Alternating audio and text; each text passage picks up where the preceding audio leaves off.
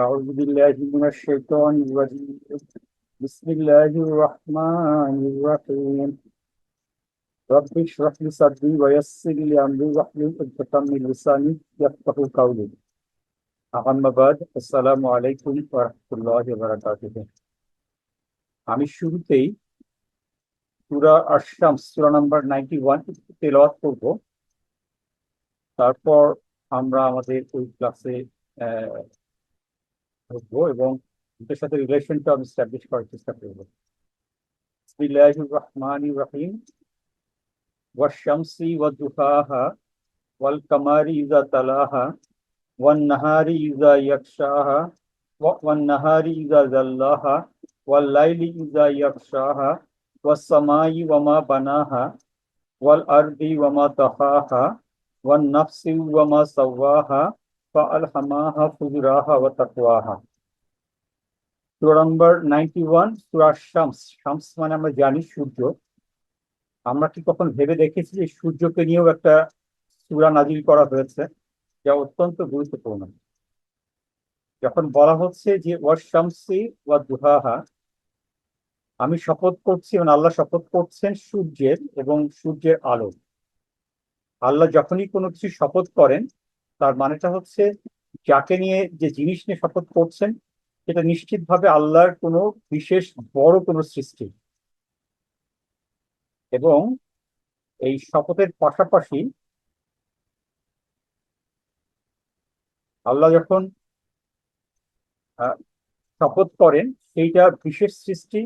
আল্লাহ শপথ বাক্যের পাশাপাশি পরে গিয়ে জবাবে কসম বলে একটা কথা আছে, যার মানে কসমগুলোর আলোকে সেটা আবার জবাব দেন।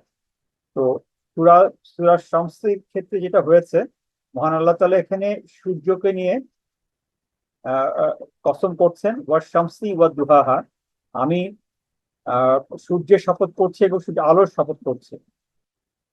ওয়ান নাহারি ইয়া জাল্লাহা, এবং আমি দিনের শপথ করছি যখন তা আলো প্রদান করছে, আলোকিত হচ্ছে। ওয়াল লাইলি, এবং রাতের শপথ করছি যা অন্ধকার নামিয়ে আনছে। আমি আকাশ সমূহের শপথ করছি, ওয়াসসামাই, আমি আকাশ সমূহের শপথ করছি, ওয়ামা বানাহা, এবং যিনি এই আকাশ সমূহ তৈরি করেছেন। তার মানে আল্লাহ কিন্তু তার নিজেরই শপথ করছেন। খেয়াল করুন ব্যাপারটা, ওয়াসসামাই ওয়ামা বানাহা, এবং উনি উনি আকাশ সমূহের শপথ করছেন, কিন্তু আকাশ সমূহ হচ্ছে তার স্পেশাল সৃষ্টি এবং যিনি তা তৈরি করেছেন। আবার শপথ করছেন ওয়াল আরদি, পৃথিবীর শপথ করছি, ওয়াল আরদি ওয়ামা তাহাহা, আমি এবং যিনি তাকে সমতল করেছেন, একটা স্পেশাল দাহা রূপ দিয়েছেন।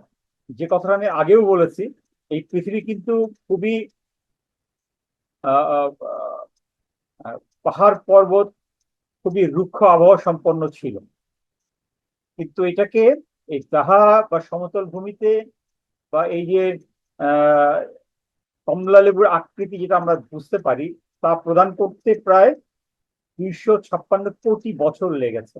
তার মানে এটা আল্লাহর একটা বিশেষ সৃষ্টি। এরপরে বলা হচ্ছে ওয়ান নাফসি ওয়ামা সাওয়াহা, আমি মানুষের শপথ করছি এবং যিনি মানুষকে সামঞ্জস্যপূর্ণ করেছে।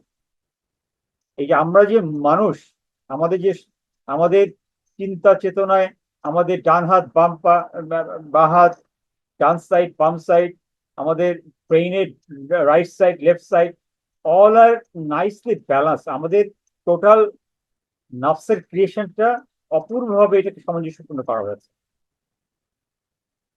তারপরে বলা হচ্ছে ফা আল হামাহা ফুজুরাহা ওয়া তাকওয়াহা, এবং এটির কসমের জবাব দিচ্ছে যে নিশ্চিতভাবে আমি মানুষকে সেই জ্ঞান দিয়েছে।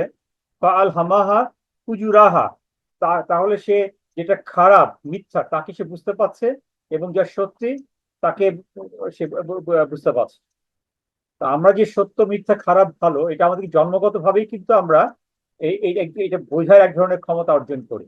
তারপর হয়তো পরিবেশগত ভাবে এটা বিভিন্ন আকার ধারণ করে। কারণ আমি এই চূড়াটা এখানে আমি এই জন্য তিলাওয়াত করে একটু বিশ্লেষণ করলাম যে আল্লাহর যে অপরূপ সৃষ্টি, এই যে আকাশ সমূহ সৃষ্টি এবং তার বিশেষত্ব, সেটা কিন্তু এই সূরা শামসে বর্ণিত হয়েছে। এছাড়া আল্লাহর বিশেষ সৃষ্টি, যেমন রাত নিয়ে একটা সূরা আছে, চাঁদ নিয়ে সূরা আছে, হ্যাঁ, আহ, নক্ষত্রপুঞ্জ নিয়ে সূরা রয়েছে, বুরুজ, হ্যাঁ, তারিখ, বিশেষ যে তারা, সেটা নিয়ে আল্লাহ আল্লাহ সূরা নাজিল করেছেন। তো এই কারণেই যে আল্লাহর এই সৃষ্টি করলো, আল্লাহর যে শ্রেষ্ঠত্ব, পরাক্রমশীলতা, হ্যাঁ, সেটা কিন্তু আমরা এটা বহন করে আল্লাহর এই সৃষ্টিগুলো। আমরা আমরা যেটা বলে থাকি যে আমরা যদি ক্রিয়েশনকে জানতে পারি তাহলে কিন্তু ক্রিয়েটরকে জানা সম্ভব হয়। তো যাই হোক, এটার সাথে আমি এখন লিঙ্ক করব আমাদের যে সূরা আল মুলক, সূরা নম্বর 67। আমার মনে হয় এই সূরাটা অনেকেরই মুখস্থ রয়েছে। আমি এই সূরাটা আলহামদুলিল্লাহ আমারও মুখস্থ আছে, এবং ওয়ার্ড বাই ওয়ার্ড মিনিংও জানা আছে, এবং সানানির সহকারে আমি যখন এই সূরাটা তেলাওয়াত করি, এবং আমি আমি তখন খুব অভিভূত হয়ে যাই। প্রত্যেকটা আয়াতের আহ, বিশাল তাৎপর্য রয়েছে। তো এখানে কিছু কিছু জিনিস আমাদের ক্লাসের জন্য প্রয়োজন, সেটা আমি আমি এখানে রিলেট করার চেষ্টা করব। 5 নম্বর আয়াতে, ওয়ালাকাদ যায়্যানা সামা দুনিয়া বিমা সাবিহা। গত ক্লাসে আমি হালকা টাচ দিয়েছিলাম। তার মানে আল্লাহ নিকট আসমানটাকে স্পেশাল ল্যাম্প দিয়ে, স্পেশাল আলোক দিয়ে, ল্যাম্প দিয়ে তৈরি করেছেন। হ্যাঁ, তারপর কি করেছেন, ওয়াজআলনাহা, এবং উনি স্থাপন করেছেন রুজুমাল লিশ-শাইতানি। উনি রুজুম, রুজুম বলতে বোঝা হচ্ছে হচ্ছে একটা ল্যাম্প বা মিসাইল বা এক ধরনের আলোক কুণ্ড, যা নাকি এখান থেকে ওখানে মুভ করে এবং তা শয়তান দিকদেরকে এখান থেকে বিতাড়িত করে। তাইলে এখানে যে আসমানে এই ধরনের ম্যাটিউর বা গ্রহাণু বা উল্কাপিণ্ড, এই ধরনের আ- আলোর কুণ্ড মিসাইল আকারে অত্যন্ত দ্রুত গতিতে এসে হিট করছে এবং শয়তান দিকে বিতাড়িত করছে, হ্যাঁ, সেটা হচ্ছে এই এই এই নিকট আসমানে রয়েছে। ওয়াতাদনা লাহুম আযাবিস সাইর, এবং এই শয়তানদের জন্য রয়েছে দোজখের পেনাল্টি বা ব্লেজিং ফায়ার, বা যে দোজখের যে আগুনের যে শাস্তি, সেটা তাদের জন্য রয়েছে। সূরা আস-সাফাতেও এটা বর্ণিত হয়েছে, আয়াত নম্বর 6 থেকে 9। ইন্না জাইয়ান্না সামা দুনিয়া বিজিনাতিন আল কাওয়াকিব।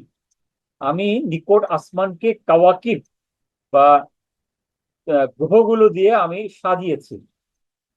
নিকট আসমানকে, নিকট আসমানকে আমি গ্রহগুলো দিয়ে সাজিয়েছি।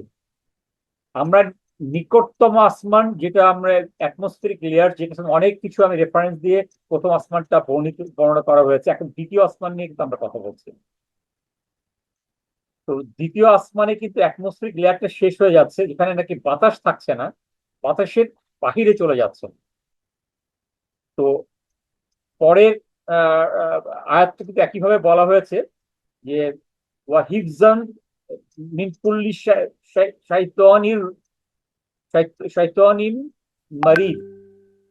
আমি নিশ্চয়ই আহ, এটাকে সিকিউর করেছি শয়তানের থেকে, এটাকে নিরাপত্তা দিয়েছি, যাতে শয়তান এই লেয়ারটা ক্রস করে পার হয়ে যেন উপরের দিকে যেতে না পারে।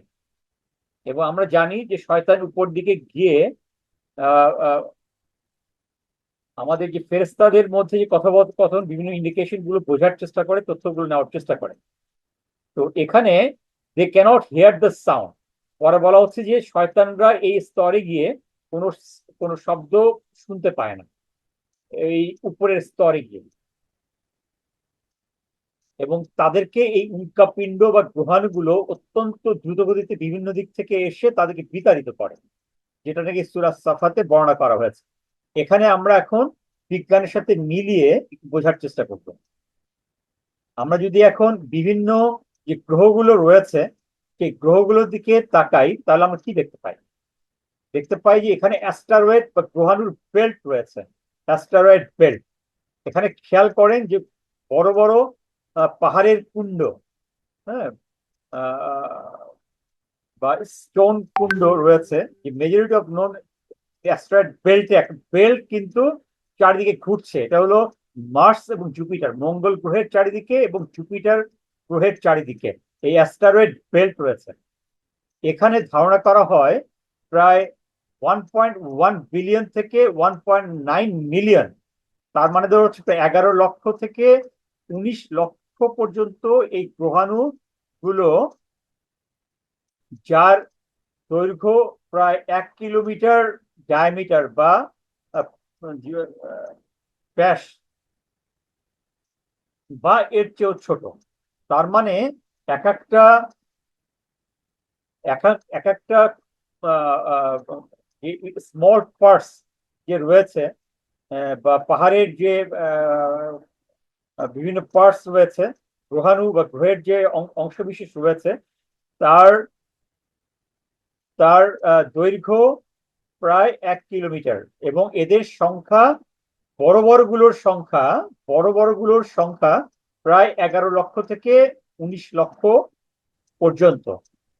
বাট ছোট ছোট যে সংখ্যা, মানে যেগুলো ক্ষুদ্র ক্ষুদ্র, হ্যাঁ, যে 100 ইয়ার্স, 200 ইয়ার্স, 100 গজ, 200 গজ, এই টাইপের যে গ্রহাণুগুলো বা বিভিন্ন ছোট ছোট পার্টস গুলো রয়েছে, এগুলো মিলিয়ন মিলিয়ন, মানে লক্ষ লক্ষ রয়েছে। তো এগুলো কিন্তু এই বেল্ট থেকে, এই স্তর থেকে বিচ্ছিন্ন হয়ে পৃথিবীর দিকে অনেক সময় চলে আসে, যেগুলোকে আমরা আমরা বলে থাকি গ্রহাণু বা মেটিউর, যেটা সম্বন্ধে আমরা কিছুটা ধারণা পেয়েছি। সামনের দিকে ওই ধারণাটা আমি দেওয়ার চেষ্টা করব। তো এই জিনিসগুলো রয়েছে দ্বিতীয় কসমিক স্তরে বা দ্বিতীয় আসমানে। আমরা কিন্তু এখন সূর্য কেন্দ্রিক গ্রহগুলো রয়েছে সেই দ্বিতীয় স্তর সম্পর্কে জানার চেষ্টা করছি। তো এখানে যে শয়তান রয়েছে, তারা বিভিন্ন ধরনের বিশৃঙ্খলা তৈরি করে, যেটা আমরা জেনেছি। সৌরজগতের এই উচ্চতর অংশে আজকে বিজ্ঞান বলছে যে এই স্তরে পৃথিবীর বায়ুমণ্ডলের যে 7টা লেয়ার স্তর পার হয়ে যখন উপরে যাওয়া হয়, সেখানে কিন্তু আর বায়ু থাকে না, বাতাস মণ্ডলী আর থাকে না। এখানে বাতাস, যেটা অক্সিজেন, নাইট্রোজেন, বাতাসের যে বিভিন্ন মিশ্রণ গুলো রয়েছে, এগুলো ইলেকট্রনিক চার্জে পরিণত হয়। হ্যাঁ, ইলেকট্রন, প্রোটন, হ্যাঁ, বিভিন্ন চার্জে পরিণত হয়। এখানে বাতাসের কোনো স্তর থাকে না। তো এই শব্দের জন্য নর্মালি যখন শব্দ ট্রান্সমিট করতে হয়, তখন বাতাসের প্রয়োজন হয়, না হলে শব্দ কিন্তু একখান থেকে আরেকখানে যেতে পারে না। যার ফলে এই যে শয়তান, যে তাদের কথাবার্তা নিজেদের মধ্যে আদান প্রদান বা আহ, বা অ্যাঞ্জেল বা ফেরেস্তার কাছ থেকে তথ্য আদান প্রদান করা, তাদের পক্ষে ওই স্তরে গিয়ে আর সম্ভব হয় না।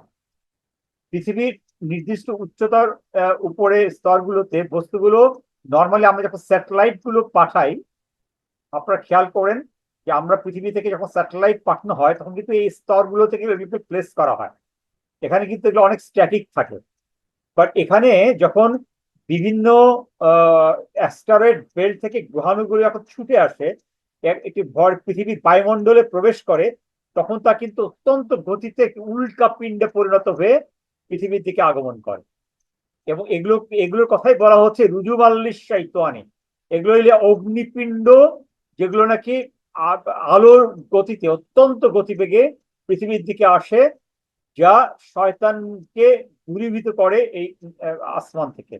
তাহলে এই এই ধূমকেতু, গ্রহাণু, যেগুলো পৃথিবীর বায়ুমণ্ডলের দিকে আসতে থাকে, সেগুলো গতি কেমন থাকে? সেকেন্ডে 20 কিলোমিটার। চিন্তা করতে পারেন, ঘন্টায় 72,000 কিলোমিটার। একটু চিন্তা করেন তো, আমরা যে গাড়িতে যাতায়াত করি 50 থেকে 70 কিলোমিটার, বা প্লেন যাতায়াত করে মাত্র 500-700 কিলোমিটার বেগে ঘন্টায়, সেখানে 72,000 কিলোমিটার পার আওয়ার ঘন্টায়। তখন সেই বস্তুগুলো বায়ু বায়ু যে অ্যারোডাইনামিক যে যে ফোর্স, এটার মাধ্যমে একটা আলো বা ইয়ের সৃষ্টি, আগুনের অগ্নিকুণ্ডলীর সৃষ্টি করে। ওই যে গ্রহাণুগুলোর কথা বললাম, যেগুলোর ব্যাস বা ব্যাসার্ধ 1 কিলোমিটার, 1.5 কিলোমিটার, লক্ষ লক্ষ, এখান থেকে হয়তো বা শয়ে শয়ে এদিকে আসার, যখন আসতে থাকে, সেগুলো কিন্তু এরকম চারিদিক থেকে অগ্নিকুণ্ডলী, জ্বলন্ত অগ্নিকুণ্ডলীর আকারে আলোর গতিতে আসতে, প্রায় আলোর কাছে, গতির কাছাকাছি আকারে আসতে থাকে। এই রুজুমাল্লিস চাইতো অনেক, হ্যাঁ, যা নাকি আজকে এই মডার্ন বিজ্ঞান এগুলো আবিষ্কার করেছে। এই দ্রুত কণার গতিগুলো যখন একসাথে আসতে থাকে, এগুলোকে বলা হয় শুটিং স্টার। মানে এটাকে পুরা মনে হয় যে এগুলো এক একটা তারা, হ্যাঁ, জ্বলন্ত গতিসম্পন্ন অগ্নিকুণ্ডলী সম্পন্ন তারা, যেগুলো এই শয়তান গুলোকে আমাদের নিকট আসমান থেকে বিতাড়িত করে। এখানে আপনারা দেখতে পাচ্ছেন কুইপার বেল্ট, এই বেল্টটাকে বলা হয় কুইপার বেল্ট, এটা নেপচুনের চারিদিকে রয়েছে। এই গ্রহাণুগুলো আপনারা দেখতে পাচ্ছেন এই ছবির ভিতরে, এটা নাসার প্ল্যানেটারি সায়েন্স থেকে এই ছবিটা তোলা হয়েছে। এই ছবিটা অত্যন্ত ইন্টারেস্টিং। আমি একটা কোয়েশ্চেন জিজ্ঞেস করি আপনাদেরকে, আপনারা কি কেউ বলতে পারবেন যে নর্মালি বিভিন্ন গ্রহগুলোতে আনুমানিক কয়টা চাঁদ থাকতে পারে? কোনো আইডিয়া আছে কারো?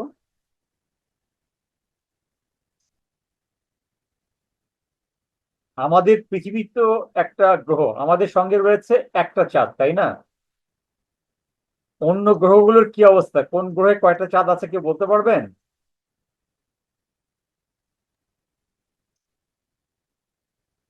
আমার কথা কি শোনা যাচ্ছে?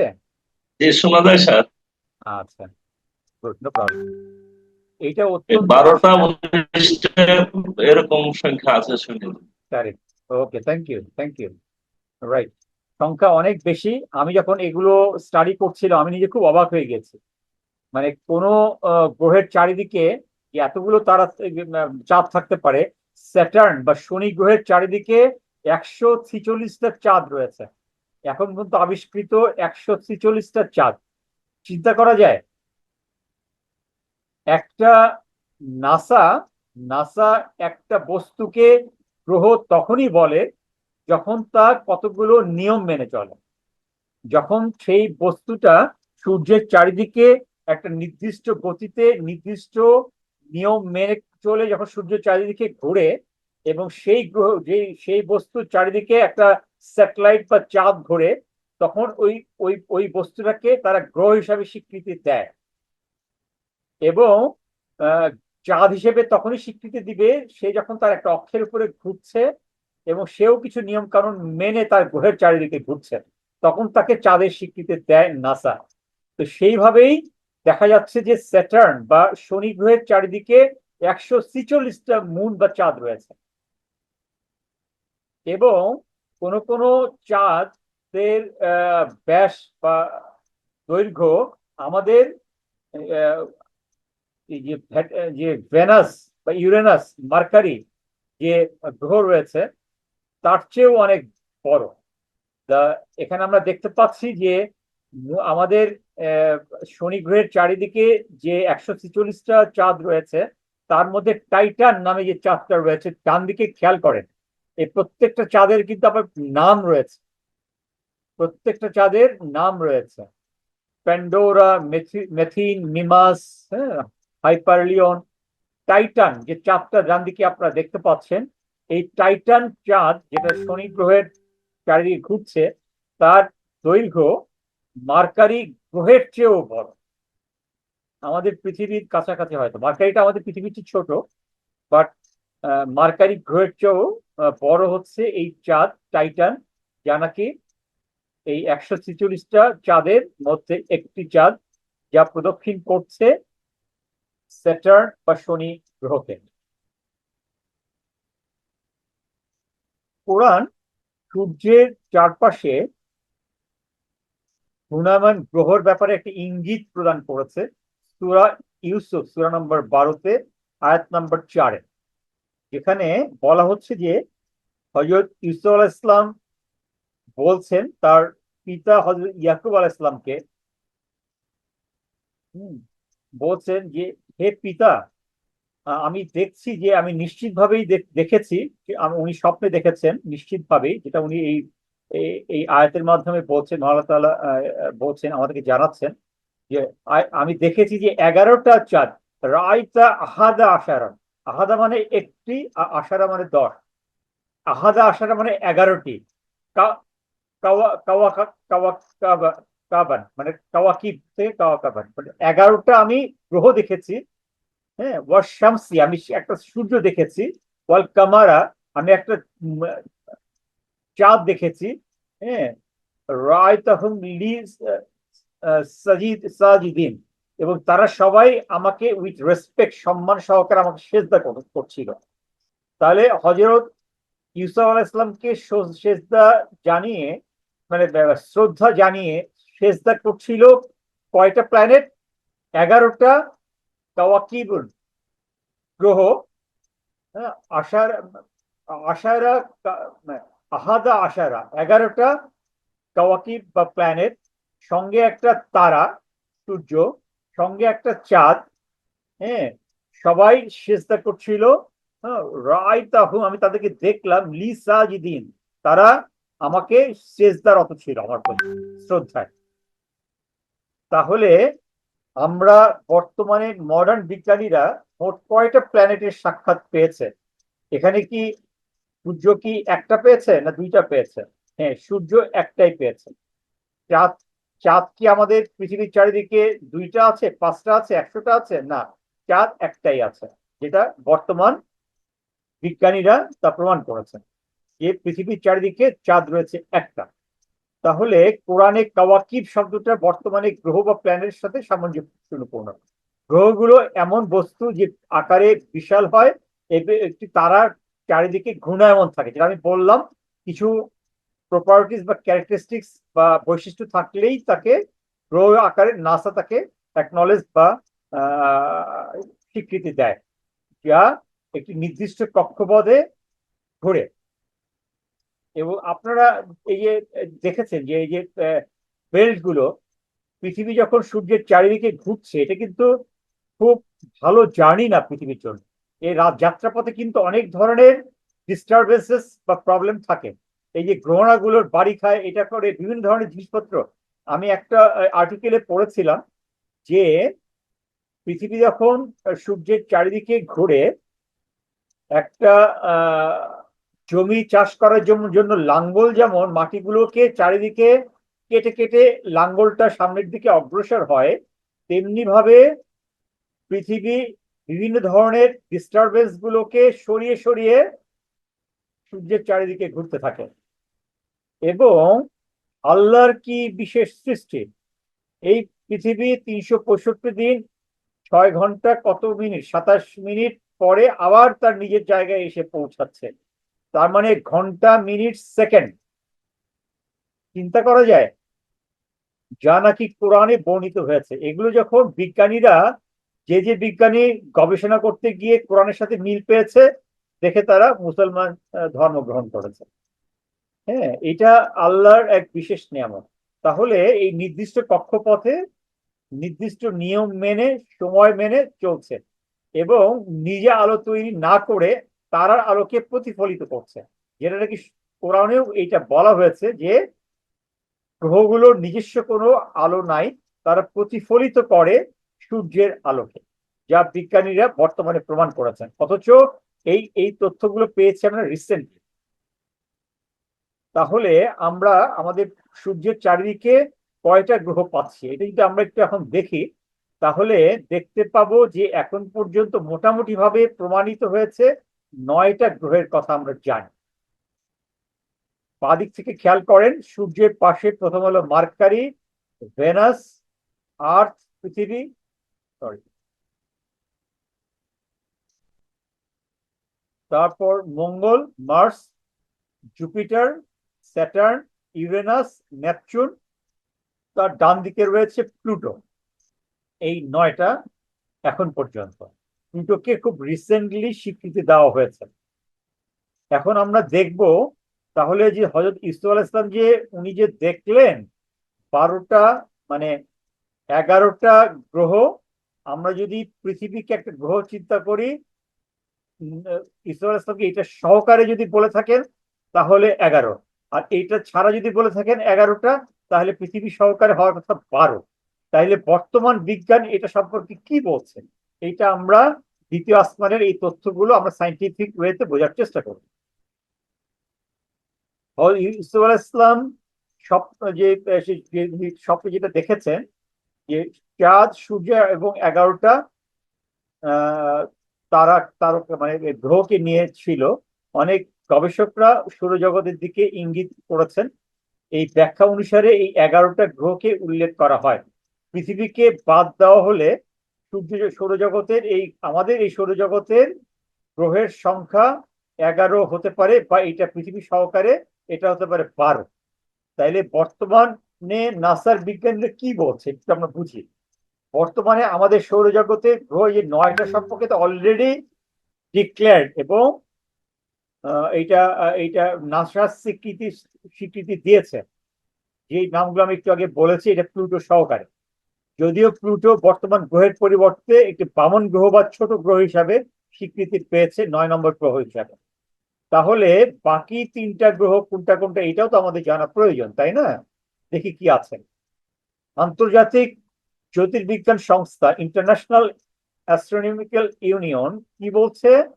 2006 সালে একটি নতুন প্রস্তাব প্রস্তাব উত্থাপন করেছে, যেখানে সৌরজগতের গ্রহের সংখ্যা 12টা পর্যন্ত বাড়ানোর জন্য তারা প্রস্তাব দিয়েছে। এই প্রস্তাবনায় তারা অ্যাস্টেরয়েড সেরেস নামে একটা গ্রহ, প্লুটোর চাঁদ শ্যারন সেটাকে আর একটা গ্রহ, নতুন আবিষ্কৃত আর একটা গ্রহ UB313 বা জেনা, এই 3টা গ্রহকে গ্রহের স্বীকৃতি দেওয়ার জন্য ইন্টারন্যাশনাল অ্যাস্ট্রোনমিক্যাল ইউনিয়ন 2006 সালে প্রস্তাব দিয়েছে। সেইটা এখন প্রক্রিয়াধীন রয়েছে। যদি গ্রহের আকার এবং সূর্যের সাথে তাদের সম্পর্কিত গতির উপর ভিত্তি করে যে গ্রহের যে সংজ্ঞা রয়েছে সেইটাগুলো মেনে চলছে, এবং আমরা আশা করি ইনশাআল্লাহ সামনের দিনে এইগুলো স্বীকৃতি পাবে। যদি পেয়ে যায় তাহলে সৌরজগতে গ্রহের সংখ্যা হয়ে যাবে কি যে হলো, যা কানেক্ট হয়েছে বাট জুম শোনা। যা মহান আল্লাহ তাআলা এই কোরআনের মাধ্যমে হযরত ইউসুফ আলাইহিস সালামের স্বপ্নের আলোকে আমাদেরকে জানিয়েছেন। সুবহানাল্লাহ। আমরা সবাই মনে মনে মনের আন্তরিক ভাবে মহান আল্লাহ তাআলার কাছে শুকর গুজার করি। সুবহানাল্লাহ।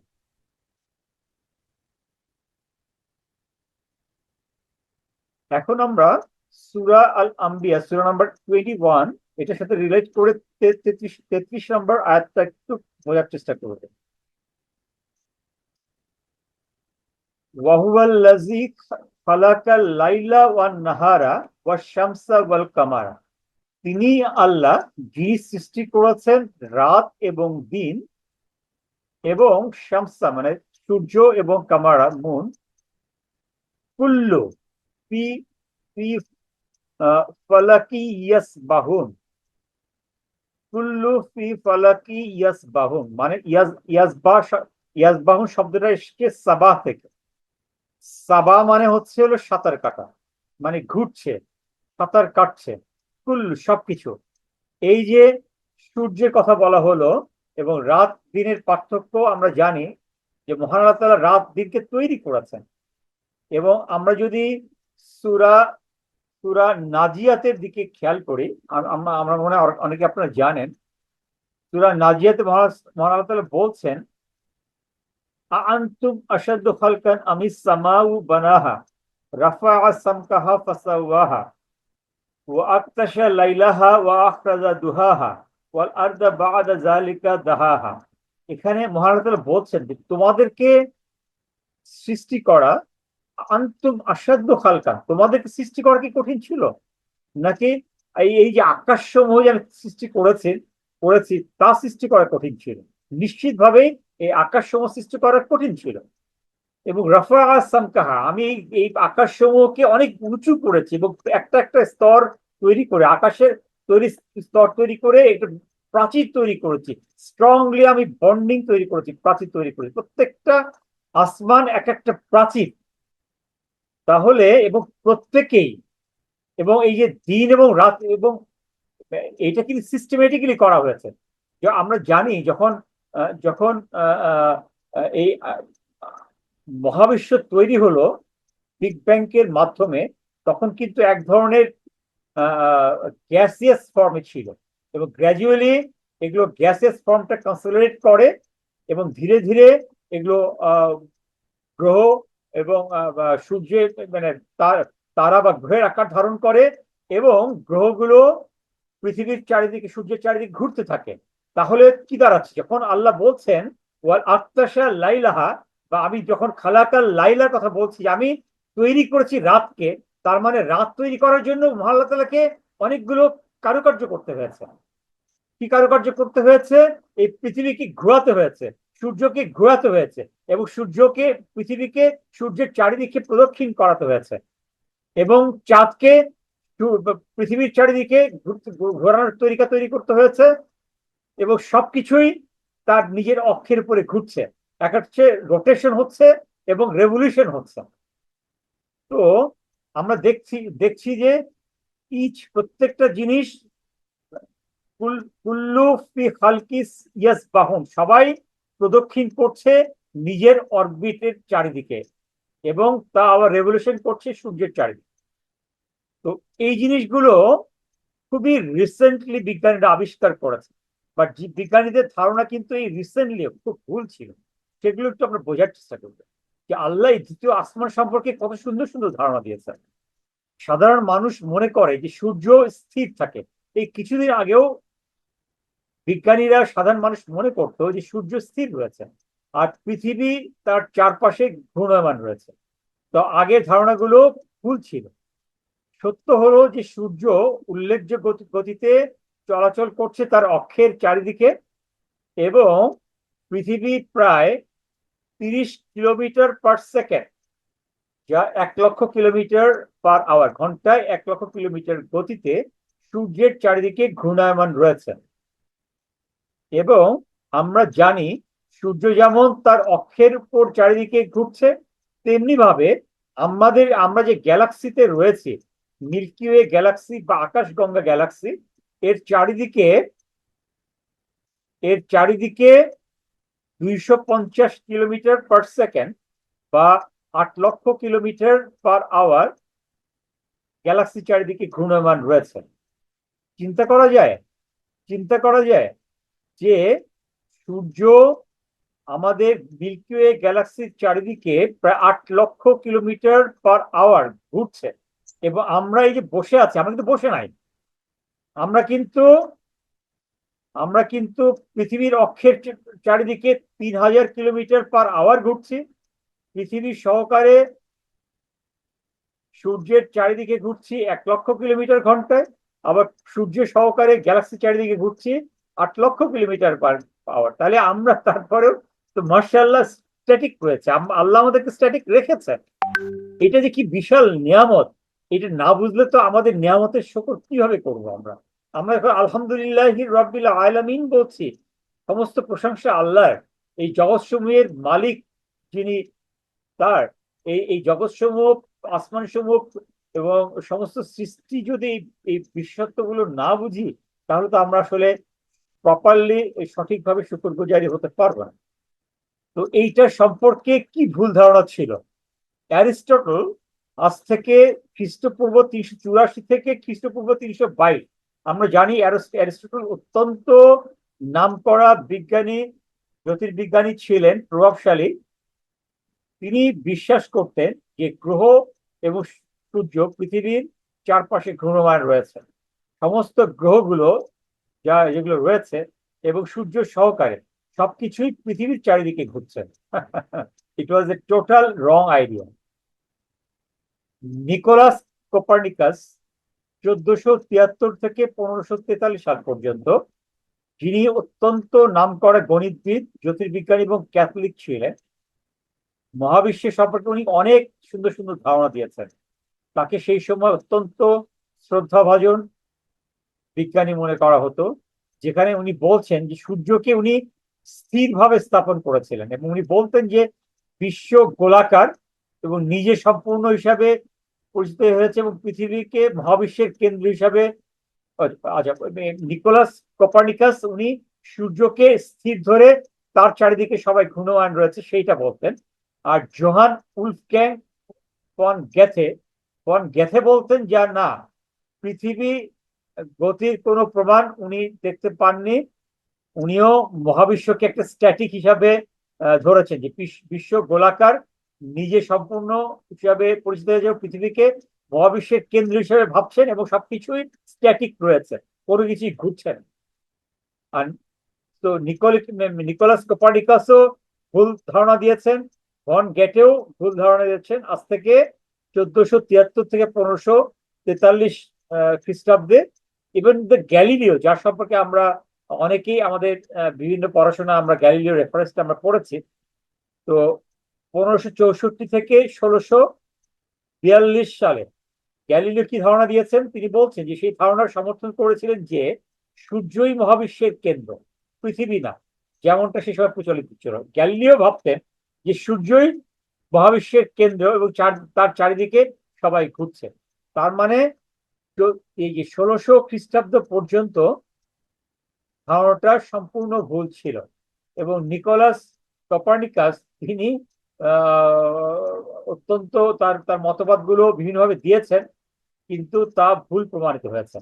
তিনি কিন্তু আবার একজন জ্যোতির্বিদ যেমন ছিলেন, উনি আবার খ্রিস্টিয়ানও ছিলেন। খ্রিস্টিয়ান বিভিন্ন ধারণাগুলো, বাইবেলের ধারণাগুলো উনি পড়ে সেটার সাথে আবার ধারণাগুলো রিলেট করার চেষ্টা করতেন। এবং তিনি ফিজিশিয়ান ছিলেন, ডাক্তারও ছিলেন। তিনি পোল্যান্ডের। তিনি এই যে বিভিন্ন তারা গ্রহ ট্রহ নিয়ে রিসার্চ করতেন, কিন্তু তিনি যে ধারণা দিয়েছিলেন তা পরে ভুল প্রমাণিত হয়। তাহলে আমরা দেখতে পাচ্ছি যে এই 1600 শতাব্দী 17 শতাব্দীতেও ইভেন রিসেন্টলি আসলে আহ, আমরা 20 শতাব্দীর শুরুর দিকে যখন হাবলস যখন টেলিস্কোপ তৈরি করলেন, সেটার মাধ্যমে আমরা বিস্তারিত তথ্য পাওয়া শুরু করি। যাই হোক, এগুলো আমরা বুঝবো গ্রাজুয়ালি। আমাদের যে স্থানীয় গ্যালাক্সি গ্রুপ রয়েছে, আমাদের যে গ্যালাক্সি মিল্কি ওয়ে গ্যালাক্সি, এটাও কিন্তু একটা গ্যালাক্সি গ্রুপ, যেটাকে বলা হয় লোকাল গ্যালাক্সি গ্রুপ, সেটার একটা অংশ বিশেষ। তো সেই লোকাল গ্যালাক্সি গ্রুপও কিন্তু ঘুরছে। মহাবিশ্বে কোনো কিছু স্থির অবস্থায় নেই, সবকিছুই একে অপরের তুলনায় গতিশীল রয়েছে। এবং শেষ পর্যন্ত মহান আল্লাহ তাআলার সাথে সম্পর্কিত সকল কিছুই, মহান আল্লাহ তাআলার যে আরশ, তার যে অথরিটি, হ্যাঁ, ওয়াহুয়া রাব্বুল আরশিল আযীম, যেটা সম্পর্কে এর আগে আমি বলেছি যে আমাদের প্রথম আসমান, দ্বিতীয় আসমান, সপ্তম আসমান সব যোগ করেও তার চেয়েও বিশাল হচ্ছে মহান আল্লাহ তাআলা আরশ, যা যা এই সমস্ত ঘূর্ণায়মান জিনিসগুলোকে তার কন্ট্রোল, নিয়ন্ত্রণে রেখেছে। তো আমাদের এই স্থানীয় গ্যালাক্সি গ্রুপে 3টা যে বড় বড় গ্যালাক্সি রয়েছে, সেটা হলো অ্যান্ড্রোমিডা গ্যালাক্সি। আমাদের সবচাইতে কাছের গ্যালাক্সির নাম হচ্ছে অ্যান্ড্রোমিডা গ্যালাক্সি, যা আমাদের এই এই মিল্কি ওয়ে গ্যালাক্সির চেয়ে বড়। এবং আমাদের এই লোকাল গ্যালাক্সি গ্রুপে প্রায় 50টা গ্যালাক্সি রয়েছে, তার মধ্যে সবচেয়ে বড় হলো অ্যান্ড্রোমিডা গ্যালাক্সি। এবং দ্বিতীয় স্থানে হচ্ছে আমাদের মিল্কি ওয়ে গ্যালাক্সি। আমি অলরেডি বলেছি আপনাদেরকে যে এই মিল্কি ওয়ে গ্যালাক্সিতে তারা রয়েছে, কতগুলো তারা রয়েছে আমি গত ক্লাসে বলেছি। কেউ কি বলতে পারবেন আনুমানিক কতটা গ্যালাক্সি, কতটা তারা রয়েছে? 10,000 কোটি। Very good. 20,000 কোটি থেকে প্রায় 40,000 কোটি, 20,000 কোটি থেকে প্রায় 40,000 কোটি তারা রয়েছে আমাদের এই মিল্কি ওয়ে গ্যালাক্সিতে। চিন্তা করা যায়? তো এইরকম আরো 50টা গ্যালাক্সি, ছোট ছোট গ্যালাক্সি। এই বড় 3টা কথা বলছি। তো তৃতীয় নম্বর গ্যালাক্সির নাম হচ্ছে ট্রায়াঙ্গুলাম গ্যালাক্সি, ত্রিভুজাকৃতি। এবং আপনারা জেনে অবাক হবেন যে মহান আল্লাহ তাআলার সৃষ্টিগুলোর বিভিন্ন ধরনের স্পেশালিটি রয়েছে, এবং একটা সাথে আরেকটার মিল নাই। প্রত্যেকেই স্বতন্ত্র বৈশিষ্ট্য সম্পন্ন। আমরা যেমন জানি যে আমাদের এই যে কোটি কোটি কোটি মানুষ যে তৈরি হচ্ছে, সবার কিন্তু আমরা জানি যে আমাদের ফিঙ্গারপ্রিন্ট একজনের সাথে আরেকটা মিলে না, প্রত্যেকে কিন্তু। এবং এই জন্যই কিন্তু ফিঙ্গারপ্রিন্ট দিয়ে মানুষকে বের করা সম্ভব। প্রত্যেকের ফিঙ্গারপ্রিন্ট আলাদা। তেমনি ভাবে প্রত্যেকটা গ্রহের বৈশিষ্ট্য আলাদা। এই কোটি কোটি কোটি কোটি গ্রহ, প্রত্যেকটা গ্যালাক্সির বৈশিষ্ট্য আলাদা, প্রত্যেকটা গ্যালাক্সির গ্রুপের বৈশিষ্ট্য আলাদা। আপনারা একটু চোখ বন্ধ করে চিন্তা করে দেখেন তো, যে আমার আল্লাহ, যার এই 99টা শ্রেষ্ঠ গুণের অধিকারী, আমরা যাকে আজিজুল হাকিম বলছি, যাকে আমি আসলে চিন্তাই করা যায় না, তিনি হচ্ছেন আমার সেই আল্লাহ, যিনি এগুলো, এই বিশাল বিশাল সৃষ্টি করেছেন। সৃষ্টি করেছে, তৈরি করেছে। তো আল্লাহ চিন্তাই করা যায় না। তো আমাদের আমাদের দ্বিতীয় স্তরে আমাদের সূর্য কেন্দ্রিক যে আসমানটা রয়েছে সেটার সাথে মিলিয়ে রিলেটেড জিনিসগুলো একটু বলার চেষ্টা করছি। সূরা ইউনূসে আমরা আবার একটু বোঝার চেষ্টা করব দ্বিতীয় আসমানে আর কি পাচ্ছি আমরা। সূরা ইউনূস সূরা নম্বর 10 আয়াত নম্বর 5। আমি আসলে একটু ধীরে ধীরেই যাচ্ছি, স্লাইড অনেকগুলো রয়েছে, যাতে আপনারা বুঝতে পারেন। আসলে ক্লাসগুলো খুবই ইম্পর্টেন্ট, এই জন্য আমি খুবই ধীরে ধীরে যাচ্ছি এবং আমরা আশা করছি যে যারা ক্লাসের সঙ্গে থাকছেন তারা আমার কথাগুলো বুঝতে পারছেন, আমি এই আশাবাদ ব্যক্ত করছি। তো যাই হোক, এই 5 নম্বর আয়াতে সূরা ইউনূসে যেটা বলা হচ্ছে যে হুয়াল্লাযী খালাকা শামসা দিয়াআ ওয়াল কামারা, হ্যাঁ, নূরা, উনি সূর্যকে তৈরি করেছেন লুমিনাস, যেটা আলোক কুণ্ড হিসাবে, হ্যাঁ, এটা ল্যাম্প হিসাবে। আর মুন বা আহ, যে উপগ্রহ চাঁদকে তৈরি করেছেন শাইনিং হিসাবে, যেটাকে রিফ্লেক্ট করতে পারে, আলোটাকে রিফ্লেক্ট করতে পারে। তিনি আল্লাহ, তিনি সূর্যকে করেছেন লুমিনাস বা আহ, আলোক কুণ্ড হিসাবে, আর মুন বা চাঁদকে তৈরি করেছেন যে রিফ্লেকশন ক্যাপাবিলিটি হিসাবে। এবং ওয়াল কাদার, এবং তাদেরকে ফিক্স, তাদের তাদের তাদের যাত্রাটাকে উনি কোন পথে কতদিনে প্রদক্ষিণ করবেন, everything is fixed, well counted, যেটার মাধ্যমে, হ্যাঁ, আমরা আমাদের বছরকে গণনা করতে পারছি, আমাদের দিন গণনা করতে পারছি, মাসকে গণনা করতে পারছি, এবং প্রত্যেকটা জিনিসকে মহান আল্লাহ তাআলা সেট করেছেন। তাহলে আমাদের চান্দ্র মাস পাচ্ছি বা সৌর বছর তৈরি জানতে পারছি, সৌর মাস আমরা জানতে পারছি। এবং আমরা সৌর বছরের সাথে সৌর চন্দ্র বছরের সাথে চন্দ্র সৌর বছরের রিলেটেড জিনিসগুলো জানতে পারছি। তো সবকিছুই মহান আল্লাহ তাআলা বলছেন যে আমি সবকিছুই করেছি, হ্যাঁ, ইউফসিলুল, হ্যাঁ, লিকাউমি ইয়ালামুন। আমি সবকিছু আমি আল্লাহর এই বিস্ময়কর জিনিসগুলো আমি দিয়েছি, যাতে মানুষ, যাতে তাদের তাদের দিন, রাত, বছর, মাস এগুলো যেন জানতে পারে, এবং এগুলো জানার মাধ্যমে মহান আল্লাহ তাআলা যে সবকিছুর উপরে ক্ষমতাবান, হ্যাঁ, সেটা যেন বুঝতে পারে। আল্লাহর এই শ্রেষ্ঠ সৃষ্টিগুলো জানার মাধ্যমে আমাদের ঈমান যেন বৃদ্ধি পায়। তো রাত এবং দিনের যে অবিরাম পরিবর্তন, এবং তিনি যে এই এই এই আসমানের এই এই এই জগৎটা যে তৈরি করেছেন, এই কসমিক লেয়ারটা তৈরি করেছেন, দ্বিতীয় আসমান বা তৃতীয় আসমানগুলো তৈরি করেছেন, এবং পৃথিবীতে যে নির্দিষ্ট আহ নির্দিষ্ট কিছু নির্দিষ্ট অর্ডার বা আদেশের মাধ্যমে এটা পরিচালিত হচ্ছে, তার রোটেশন এবং রেগুলেশনটা নির্ণয় করছেন। সেটা একটা বিস্ময়কর নিদর্শন, যেগুলো উপলব্ধির মাধ্যমে আমরা আল্লাহর একত্ব এবং শ্রেষ্ঠত্ব জানতে পারছি এবং আমাদের ঈমানকে আমরা বৃদ্ধি করতে পারছি। তো এগুলো জানার মাধ্যমে আমরা সূর্যকেন্দ্রিক দ্বিতীয় আসমান সম্পর্কে ধারণা পেলাম। এখন আমরা তৃতীয় আসমান, যেটা নাকি গ্যালাক্সি কেন্দ্রিক, সেটা সম্পর্কে আমরা একটু ধারণা পাওয়ার চেষ্টা করব। তৃতীয় আসমানে আমরা কি পাচ্ছি? সূরা আল-জারিয়াত সূরা নম্বর 51 আয়াত নম্বর 7। এখানে কি বলা হচ্ছে? সূরা জারিয়াতে বলা হচ্ছে যে ওয়াস সামাআ জাতিল হুবুক, হুবুক, আমি শপথ করছি। আল্লাহ যখন ওয়া শব্দটা ব্যবহার করেন, সেটার মাধ্যমে কিন্তু আল্লাহ শপথ করেন।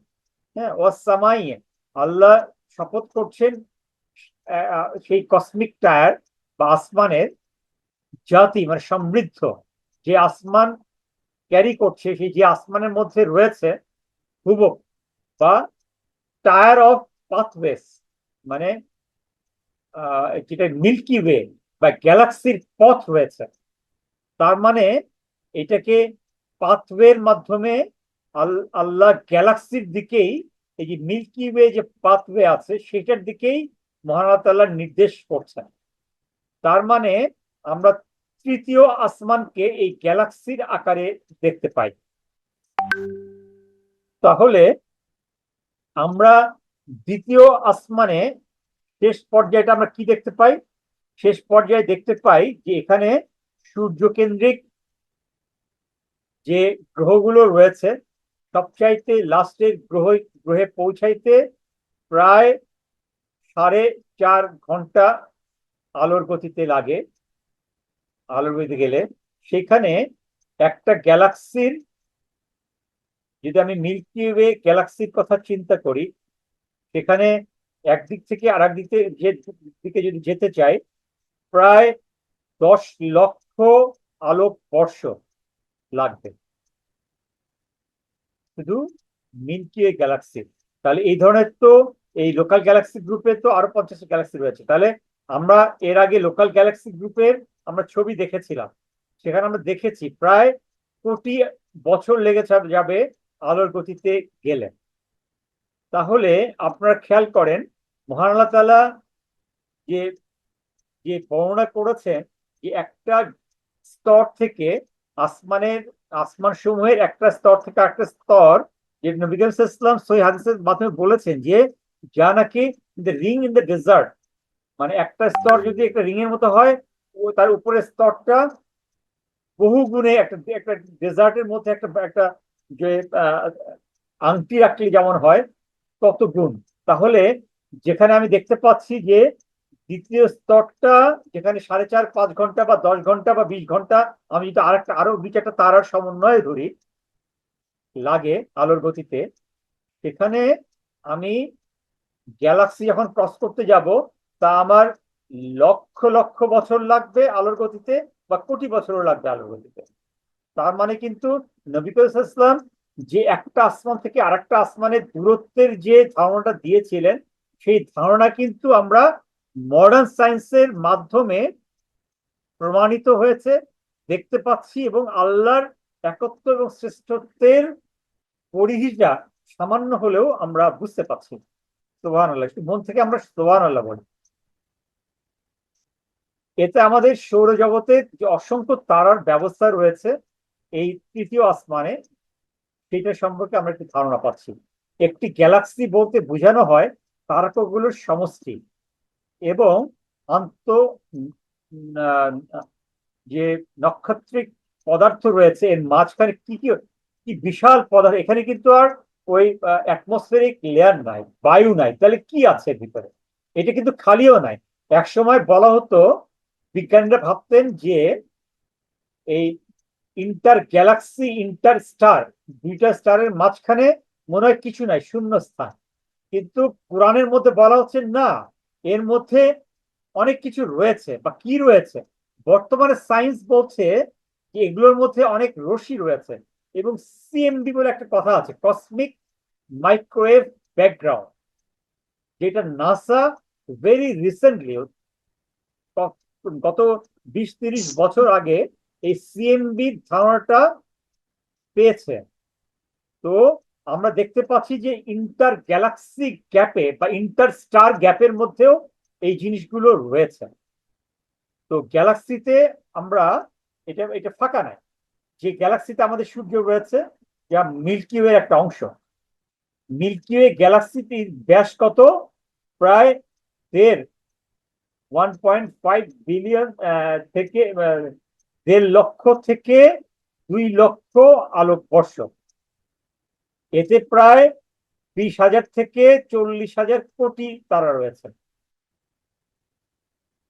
চিন্তা করা যায়? চিন্তা করা যায়? সুবহানাল্লাহ। এখানে আমরা দেখতে পাচ্ছি মিল্কি ওয়ে গ্যালাক্সি, এটা হচ্ছে মিল্কি ওয়ে গ্যালাক্সি একটা স্পাইরাল গ্যালাক্সি। এই যে বললাম প্রত্যেকটা গ্যালাক্সির আলাদা আলাদা নির্দিষ্ট বৈশিষ্ট্য রয়েছে। এই মিল্কি ওয়ে গ্যালাক্সিটা হচ্ছে স্পাইরাল গ্যালাক্সি।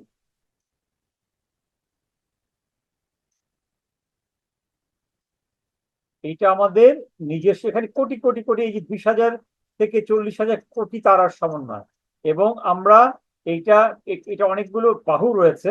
আমরা এই নিচের দিকে, নিচে ডান দিকে একটা বাহু, এই বাহুতে আমরা আমাদের পৃথিবী, আমাদের সূর্য অবস্থান করছে। এর আগে একটা ক্লাসে আমি সেটা দেখিয়েছিলাম আপনাদেরকে। এখানে আমাদের আমাদের সূর্য কেন্দ্রিক গ্যালাকটিক লোকেশনটা দেখানো হয়েছে।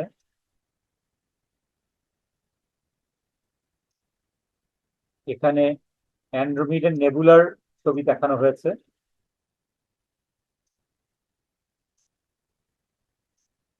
Great Andromeda nebula, Isaac Robert 1899 সালে উনি প্রথম হালকাভাবে জেনেছিলেন, বাট পরে এটাকে অ্যান্ড্রোমিডা গ্যালাক্সি হিসাবে আরো বিস্তারিত ভাবে হাবল টেলিস্কোপ আবিষ্কার করে জানা গেছে।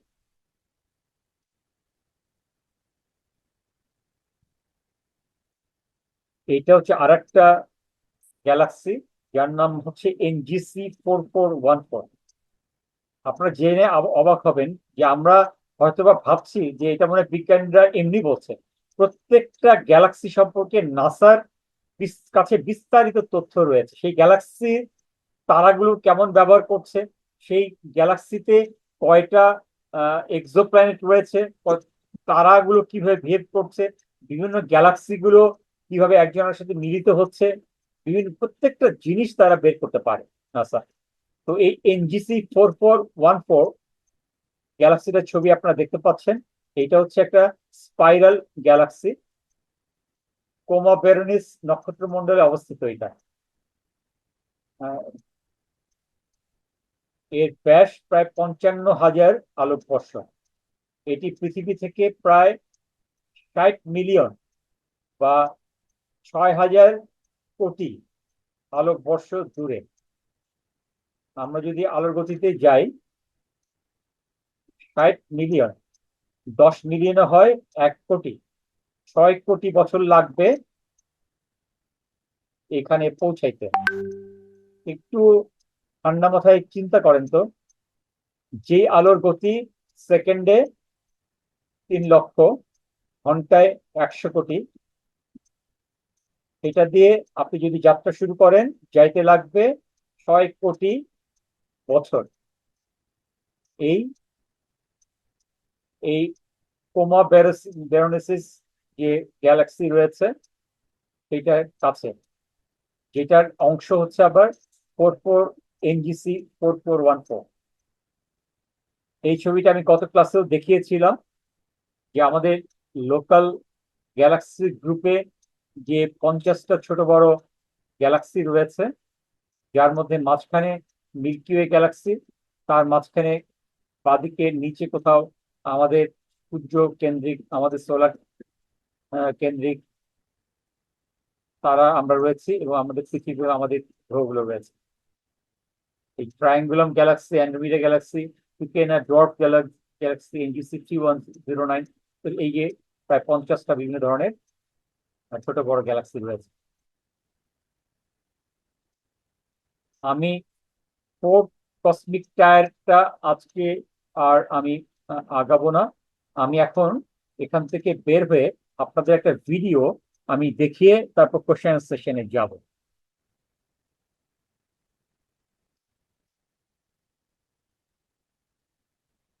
এই ভিডিওটা আমি প্রথম দিকে একটা ক্লাসে দেখিয়েছিলাম এবং আমি পরে দেখাবো বলেছিলাম।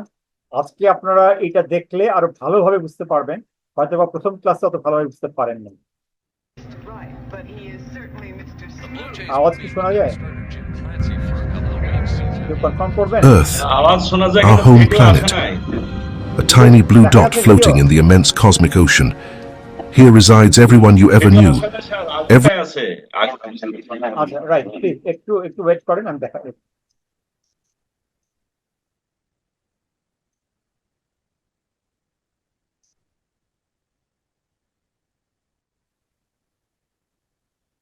Every human who ever lived, এখন কি দেখা যাচ্ছে every video? story that was ever told.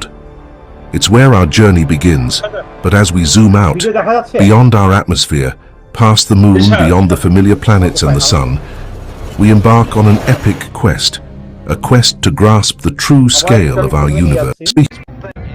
Earth, our home planet, আমাদের পৃথিবী home a tiny blue dot floating in the immense cosmic ocean. Here resides everyone you ever knew, every human who ever lived, every story that was ever told. It's where our journey begins, but as we zoom out, beyond our atmosphere, past the moon, beyond the familiar planets and the sun, we embark on an epic quest, a quest to grasp the true scale of our universe. As we leave Earth's embrace, the first marker on our cosmic journey is the moon. About 384,400 kilometers away, a distance so vast that if you were to drive a car at a constant speed of 100 kilometers per hour, it would take you over 160 days to reach it. And from this lunar vantage point, Earth appears as a fragile sphere of blues and greens, cradled in the black void of space, a sight that puts our existence into a humbling perspective. This is Earth as seen from the moon.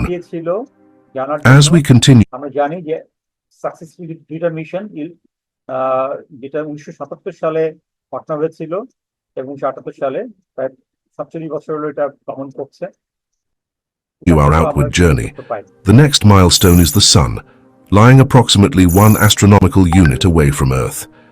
This unit, equivalent to about 150 million kilometers, is the standard measuring stick for distances in our solar system. Imagine this.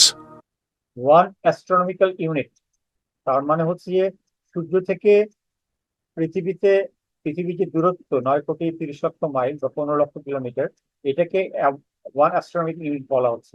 Light, traveling at an astounding speed of 300,000 kilometers per second, takes about 8 minutes and 20 seconds to journey from the Sun to Earth.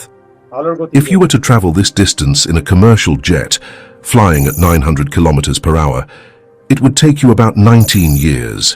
This immense distance is a stark reminder of the vastness of space, even within our own solar system. The Sun, a fiery behemoth, provides life-sustaining energy to our planet from this incredible distance.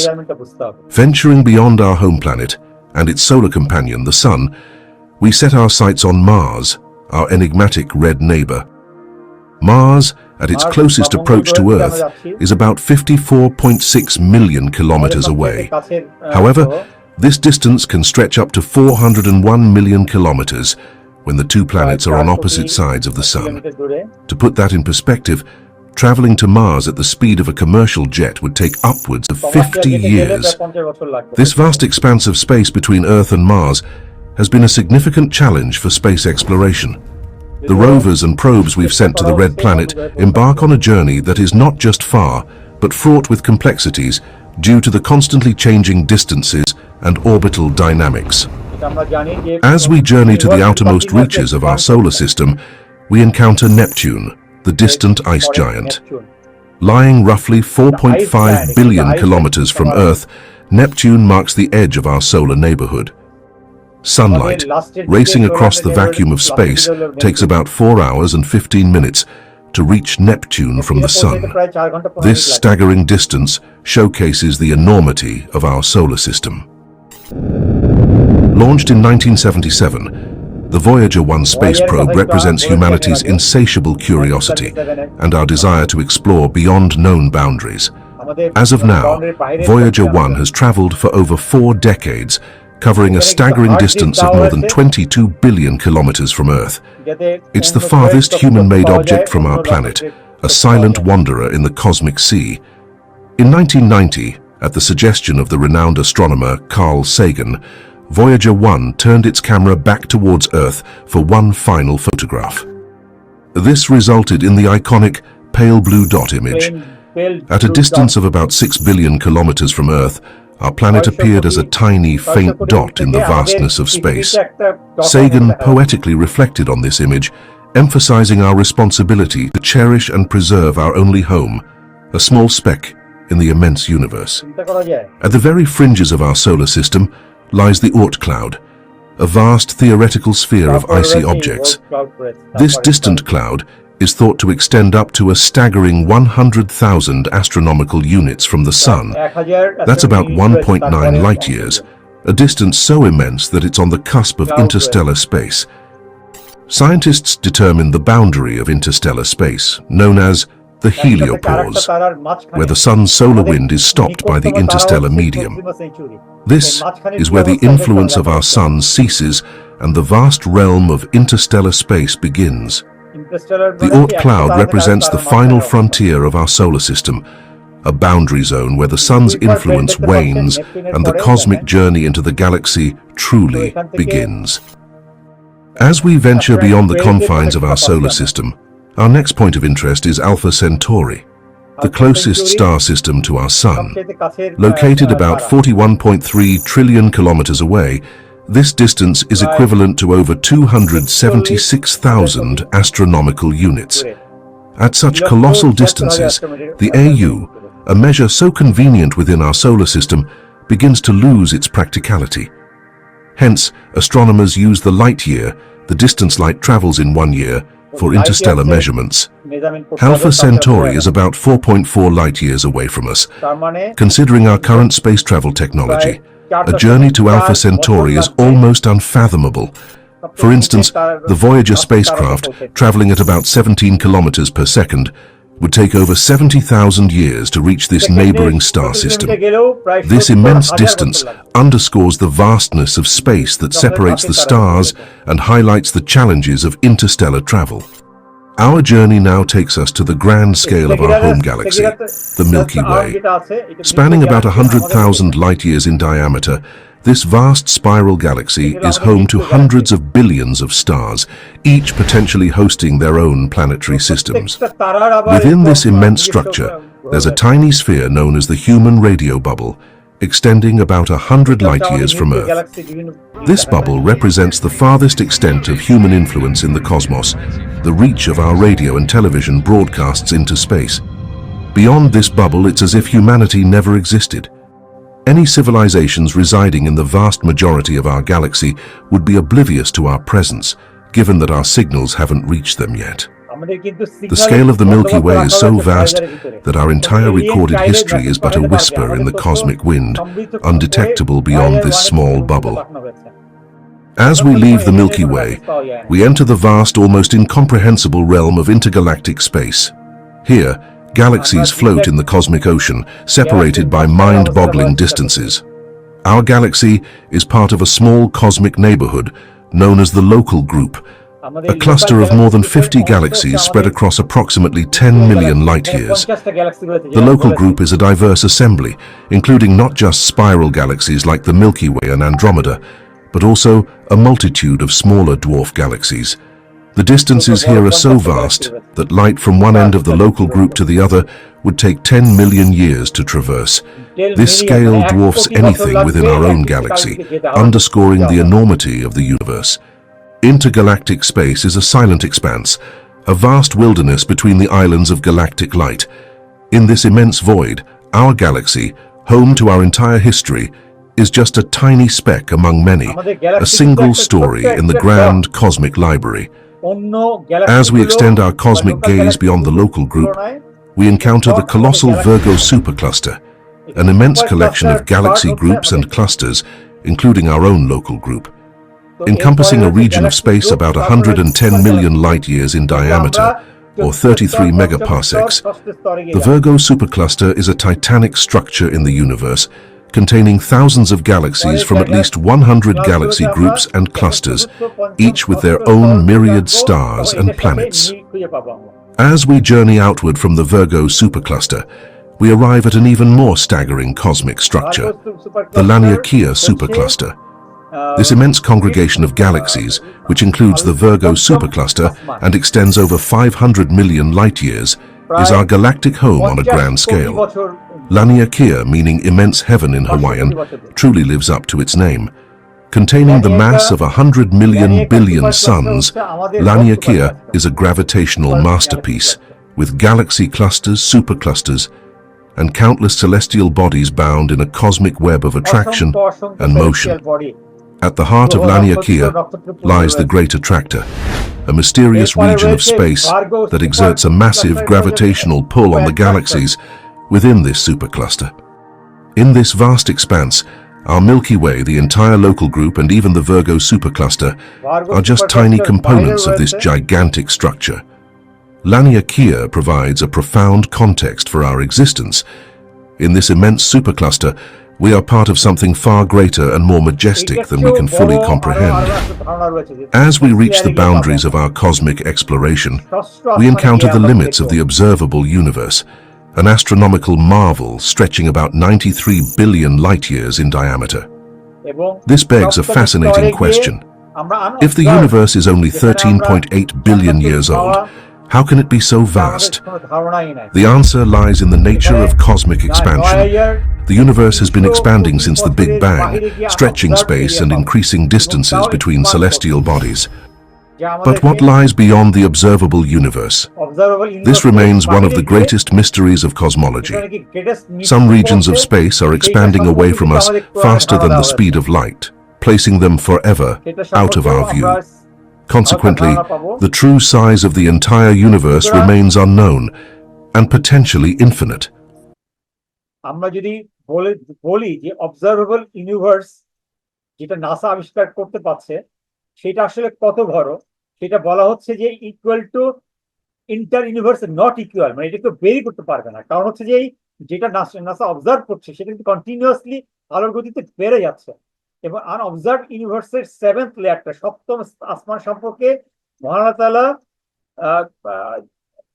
কোরআনে খুব ভালো ধারণা দিয়েছেন, যেখান থেকে পুরো আর আল্লাহ আরশে বসে সপ্তম আসমানের জান্নাতুল মাওয়ার থেকে সমস্ত এবং আরশে বসে সমস্ত আসমান সমূহ কন্ট্রোল করছেন। তো এইভাবেই আমরা পরবর্তীতে চতুর্থ, পঞ্চম, ষষ্ঠ, সপ্তম আসমান সম্পর্কে কিছুটা হলেও ধারণা পাওয়ার চেষ্টা করবো ইনশাআল্লাহ। এইটা বলেই আমি আজকে ক্লাস শেষ করছি। কোশ্চেন সেশনে আপনাদের যে কোনো কোয়েশ্চেন থাকলে আমাকে জিজ্ঞাসা করতে পারেন। Most welcome. হ্যাঁ মনিরুল ভাই, মোস্ট ওয়েলকাম, প্লিজ বলেন। জি, আসসালামু আলাইকুম স্যার। প্লিজ স্যারের প্রথমে ছোট্ট একটা প্রশ্ন, সেটা হলো যে যে তারকা আমাদের যেমন আহ, এই ছায়াপথে 20,000 কোটি থেকে 40,000 কোটি তারকা আছে। আচ্ছা, যখনই তারকা বলবো তখনই কি ধরে নিব যে এই তারকার সাথে গ্রহ উপগ্রহ প্রদক্ষিণ করছে প্রত্যেকটা তারকাকেই? মনিরুল ভাই, আপনার কোয়েশ্চেন গুলো এত ভালো, thank you very much, thank you very much. আমি যখন তারকা পুঞ্জ বা গ্যালাক্সি বলি তখন গ্রহগুলো এত ছোট, ওগুলো আর বলি না। আর বললে পরে খামাখা সময় নষ্ট হয়। অবশ্যই ধরে নেবেন, অবশ্যই ধরে নেবেন। শুধু গ্রহ ধরবেন না, সঙ্গে চাঁদও ধরতে হবে, স্যাটেলাইট গুলো ধরতে হবে। আমি যখন না, আমি যখন সূর্যের কথা বলি তখন কিন্তু আমি ওই যে নেপচুনে যে 146টা চাঁদ রয়েছে এটা কিন্তু বলছি না, মানে ওয়েস্টেজ অফ টাইম। আমি যখন গ্যালাক্সির কথা বলবো তখন কিন্তু আর এই কোটি কোটি কোটি কোটি তারার কথা আর বলবো না। আমি যখন গ্যালাক্সি গ্রুপের কথা বলবো, লোকাল গ্যালাক্সি গ্রুপ, তখন কিন্তু আর তারার কথা বলবো না। এখানে কয়টা গ্যালাক্সি আছে, 50টা গ্যালাক্সির কথা বলবো। আমি যখন গ্যালাক্সি ক্লাস্টারের কথা বলবো তখন কিন্তু আর গ্যালাক্সির কথা বলবো না, ওখানে আমি গ্যালাক্সি গ্রুপগুলোর কথা বলবো। মনির ভাই একটু চিন্তা করে দেখেন তো, আমার আল্লাহ যখন আজিজুল হাকিম বলছি, মহাপরাক্রমশালী বলছি, এখন কি আমরা তার পরাক্রমশালিতার কিছুটা কি আঁচ করতে পারি? মনির অবশ্যই ভাই, স্যার, পাচ্ছি স্যার, আগের অবশ্যই। থেকে কিন্তু পার্থক্য কিছু হচ্ছে? অবশ্যই হচ্ছে স্যার। আলহামদুলিল্লাহ, আলহামদুলিল্লাহ, thank you very much. Sir, আর একটা প্রশ্ন আছে স্যার। বলেন। সেটা হলো যে যেমন আমাদের লোকাল গ্যালাক্সি গ্রুপ যেটা, এখানে মনে হয় বলা হলো যে গ্যালাক্সির সংখ্যা 50। এবং এটাকে এটা এক মাথা থেকে আরেক মাথা যেতে 1 কোটি আলোকবর্ষ, 1 কোটি আলোকবর্ষ লাগবে। এটা একটা ক্লিয়ার হতে চায়। আর একটা বিষয় হলো যে গ্যালাক্সি গুলাও কি একে অপরকে এরকম প্রদক্ষিণ করছে কিনা সৌরজগতের মতো, গ্রহগুলা যেভাবে ঘুরছে সেভাবে? মনির ভাই, থ্যাংক ইউ ভেরি মাচ। আপনার কোশ্চেন গুলো এত সুন্দর, আমি খুব অবাক হই এবং ভালো লাগে যে আপনারা কত সুন্দরভাবে ব্যাপারগুলো জানার চেষ্টা করছেন। অ্যান্ড ইউ আর 100% কারেক্ট, প্রত্যেকেই ঘুরছে। ওই যে আমি আসবাহুন কথাটা বললাম, আল্লাহ যেটা বলেছেন, একটা সেন্টেন্সই বাকি Galaxy, Galaxy group, super Galaxy cluster সকলের ক্ষেত্রে প্রযোজ্য। এবং ফাইনালে গিয়ে মহান আল্লাহ তাআলা যে আরশের চারিদিকে সবাই ঘুরছে। এবং আল্লাহ সবকিছুর উপরে তার কন্ট্রোল রেখেছেন। এবং যেটা নাকি বিজ্ঞানীরা যখন এগুলো আবিষ্কার করছেন ধীরে ধীরে, এবং এই জেমস ওয়েব টেলিস্কোপ আবিষ্কারের মাধ্যমে আরো ডিটেলস জানতে পারছেন, ততই বিজ্ঞানীরা অবাক হয়ে যাচ্ছেন আল্লাহর সৃষ্টি দেখে, মহান আল্লাহ তাআলার সৃষ্টি দেখে। মনির ভাই, আমি বুঝাতে পারলাম? জি স্যার, জি sir. Thank you very sir, much. আর একটা প্রশ্ন স্যার করি স্যার। জি জি। শেষ প্রশ্নটা হলো যে এখন পর্যন্ত গবেষণাগুলো নাসা করছে, করার কথা কিন্তু ছিল আসলে মুসলমানদেরই করার কথা ছিল, আমরা করছি না। তবে আমার কথা যে নাসা মূলত কি উদ্দেশ্যে গবেষণাগুলো করছে বলে আপনি স্যার ব্যক্তিগতভাবে ধারণা করছেন? Thank you very much. NASA একটা এই নাসা নাসা কিন্তু আবার ইউরোপিয়ান স্পেস এজেন্সি আছে, এশিয়ান স্পেস এজেন্সি আছে, বিভিন্ন দেশ, অল আর কানেক্টেড। এবং জেমস ওয়েব টেলিস্কোপটা যখন লঞ্চ করা হলো তখন কিন্তু সবার সাথে কোঅপারেশনের মাধ্যমেই লঞ্চ করা হয়েছে। আমার আন্ডারস্ট্যান্ডিং হচ্ছে, প্রথম কথা আমি প্রথমটার সাথে রিলেট করি যে কেমন মুসলমানরা পারছে না। আসলে জ্ঞান বিজ্ঞানে একসময় নাসা কিন্তু রিসেন্টলি নাসা হয়েছে। এটা কিন্তু মুসলমান বিজ্ঞানীরা যখন 700, 800, 1000 শতাব্দীতে যখন পুরো পৃথিবীকে ডমিনেট করতো মুসলমান বিজ্ঞান, তখন কিন্তু নাসা ছিল না, তখন তো মুসলমান বিজ্ঞানীরাই গবেষণা করতো। আমরা কোরআন থেকে ধীরে ধীরে দূরে চলে যাওয়ার কারণেই আমরা জ্ঞান বিজ্ঞানের জগৎ থেকে আমাদের যে ইনফ্লুয়েন্স, আমাদের যে আধিপত্য, সেটা আমরা হারিয়েছি। এবং নাসা নাসা প্রতিষ্ঠানের মাধ্যমে আমেরিকা, ইউরোপ এবং উন্নত দেশগুলো পৃথিবীর অন্যান্য দেশের উপর আধিপত্য বিস্তার করতে পারছে। এবং এই আধিপত্য বিস্তার করার কারণেই নাসা তার আবিষ্কারগুলোর পরিধি বাড়িয়ে চলছে। এই এই নাসা যখন ইন্টার স্পেসের তথ্য পেয়েছে, সেই স্পেসে তার স্যাটেলাইট পাঠিয়েছে। নাসা যখন মার্স বা মঙ্গল গ্রহ সম্পর্কে তথ্য পেয়েছে, তখন মঙ্গল গ্রহে তার পাঠাচ্ছে, স্যাটেলাইট পাঠাচ্ছে। এবং পৃথিবীর উপরে তার আধিপত্য, বিভিন্ন দেশের উপরে তার আধিপত্য, এখানে কিন্তু তার missile, inter continental ballistic missile, super ballistic continental missile, সবগুলোই কিন্তু প্লেসমেন্ট করছে, দেখছে, ওয়েপনারি সেট করছে, তার ডোমিনেশন মিলিটারিলি, জ্ঞানের দিক থেকে এবং শৌর্য বীর্যে সব দিক থেকে ডোমিনেট করতে পারছে। তো এই এই আবিষ্কার কিন্তু শুধুমাত্র জ্ঞানের আবিষ্কারের মধ্যে থেকে থাকে। এটা জ্ঞান আবিষ্কারের মাধ্যমে তার ডোমিনেশন, যে মিলিটারি ডোমিনেশন এবং তার নলেজ ডোমিনেশন সবকিছুই করতে পারছে এইটার মাধ্যমে। তো আমার আন্ডারস্ট্যান্ডিং হচ্ছে, যারা নাকি বিজ্ঞানে ডোমিনেট করে তারা কিন্তু পৃথিবীকে ডোমিনেট করতে পারে। এককালে যখন মুসলমানরা এই কোরআনকে সঙ্গে নিয়ে, কোরআনের জ্ঞান বিজ্ঞানের ধারণা, এখনকার অনেক আমি খুব দুঃখের সাথেই বলতে হয়, আমি যখন আহ, কিছু কিছু আলেমের সাথে যখন জ্ঞান বিজ্ঞানের কথা বলি, তারা কিন্তু এমন একটা ধারণা দেয় যে জ্ঞান বিজ্ঞানের ধারণা মনে হয় বেদাত, এটা মনে হয় অন্য কোনো ধারণা। আবার কিছু কিছু আমি আলেম পাই, আমি এখানে একটু ভালোভাবেই আমি অ্যাকনলেজ করতে চাই, আমাদের এখানে আহ, আজা- আজহারি ওস্তাদ রয়েছেন, আমাদের একিউএস এর আমাদের প্রিন্সিপাল আজহারি ওস্তাদ। আমি ওনার সাথে মাঝে মধ্যেই আলাপ করি, ওনার কাছ থেকে আমি অনেক জ্ঞান আহরণ করি। উনি আজহারি বিশ্ববিদ্যালয়ে আলোকে উনি আমাকে যখন জ্ঞান বিজ্ঞানে অনেক কথা বলেন, আমি দেখি যে উনি আমার জ্ঞানী বিজ্ঞানকে উনি অ্যাপ্রিসিয়েট করেন, এবং তারও কিছু ধারণা আমাকে দেন। উনি আমাকে বড় বই পুস্তকও দিয়েছেন। এবং আমার খুব ভালো লাগে যে ইজিপ্টে এবং বিভিন্ন দেশগুলোতে, বিদেশের অনেক দেশগুলোতে তারা কিন্তু গবেষণা করছে। এবং যারা নাকি এই সমস্ত বিশ্ববিদ্যালয়ে পড়ে এসছেন, তারা কিন্তু এই জ্ঞান বিজ্ঞানের রিসার্চকে কিন্তু ইন্সপায়ার করছেন। এবং ডক্টর শমশের আলী খান, যিনি নাকি science in Quran, Islamic research foundation বাংলাদেশে, এটার মাধ্যমে যে সায়েন্স ইন কোরআন 600 পৃষ্ঠার বই, যেটা আমি আপনাদের পাঠিয়েছিলাম, সেখানে রয়েছে, গবেষণা করছে। কিন্তু সেটা আমরা খুব ভালোভাবে নাসার সাথে কমপ্লিট করতে পারছি না। তো কমপ্লিট করতে হবে, বিজ্ঞানকে আমাদের সঙ্গে নিতে হবে। বিজ্ঞানের ধারণা, science Quran is a combination of branches of knowledge, সেটা বুঝতে হবে। কিন্তু আমরা মানে খুব দুঃখের সাথে বলতে হয়, আমাদের যে মাদ্রাসায় ভিত্তিক যে আমাদের পড়াশোনা, সেখানে কিন্তু এই জিনিসগুলো ওইভাবে ইন্সপায়ার করা হয় না, বলা হয় না, অনেকটা নেগেটিভ ওয়েতে ধরা হয়, যার কারণে আমরা পিছিয়ে যাচ্ছি। মনিরুল ভাই, আমি বুঝাইতে পারলাম আপনাকে? জি স্যার, অসংখ্য ধন্যবাদ স্যার। খুব আপনার আবেগও বুঝতে পারলাম স্যার। আমাদের মুসলমান জাতির অধঃপতনের কারণটা জানতে পারলাম, থ্যাংক এবং ইউ ভেরি আমরা মাচ। তাদের কাছে কেন অধঃপতিত বা নত হয়ে আছি সেটা বুঝতে পারলাম স্যার। ধন্যবাদ, থ্যাংক ইউ ভেরি মাচ। আমি আপনার জেনে খুশি হবেন, আমি যেহেতু একটু এগুলো নিয়ে গবেষণা করছি কয়েকদিন আগে, আমার একটু সুযোগ হয়েছিল ডক্টর শমশের আলী খানের সঙ্গে কথা বলার জন্য। আপনারা হয়তো বা অনেকেই তাকে চিনে থাকবেন।